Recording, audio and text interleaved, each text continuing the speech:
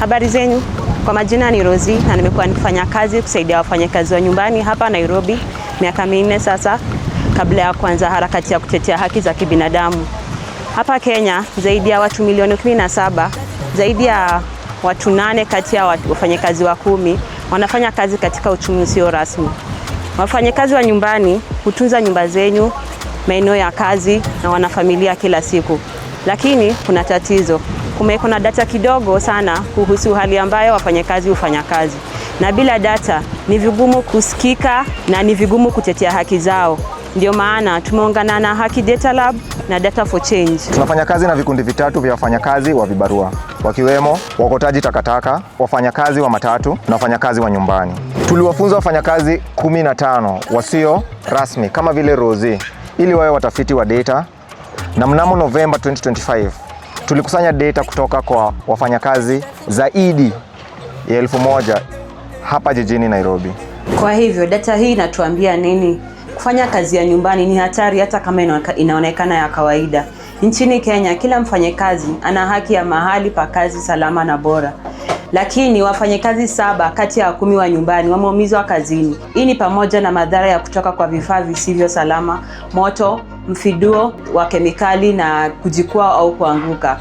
Watu hawapendi kuzungumza juu yake, lakini vurugu pia ni ya kawaida katika safu yetu ya kazi. Wafanyakazi 4 kati ya 10 wa nyumbani wamefanyiwa ukatili wa kimwili na 3 kati ya 10 wamepitia ukatili wa kijinsia kazini. Dhuluma ni rahisi kuficha inapotokea kisiri, lakini usalama haupaswi kuachwa mlangoni. Kwa hivyo unaweza kufanya nini? Ukiwa wewe au mtu unayemjua ameajiri mfanyakazi kwa ndani, toa vifaa salama, zana salama na bidhaa salama za kusafisha. Usiwaulize wafanyakazi kuchukua hatari ambayo wewe mwenyewe ungejichukulia mwenyewe. Na ukiona au kushuku unyanyasaji, usipuuze, sema. Data pia inaonyesha jinsi kazi yetu si salama. Ni 4% ya wafanyakazi wa nyumbani ndio walio na mkataba rasmi wa maandishi, na 3 kati ya 10 kati yetu wanafanya kazi bila makubaliano hata kidogo. Ili kufanya mambo kuwa magumu zaidi, 7 kati ya 10 hawana bima, si kutoka kwa serikali, si kutoka kwa waajiri na si binafsi. 5 kati ya 10 ya wafanyakazi wa nyumbani hufanya kazi kwa ratiba zisizotabirika. Lakini 6 kati ya 10 wanalipwa kila siku au kwa kazi, si kila wiki au kila mwezi, na kufanya iwe vigumu kupanga, kuweka akiba au kuishi kwa utulivu. Na 9 kati ya 10 wa wafanyakazi wa nyumbani, kazi hii ndio chanzo chao cha mapato. Lakini hata kama kazi ni ya kawaida, malipo ni ya chini sana.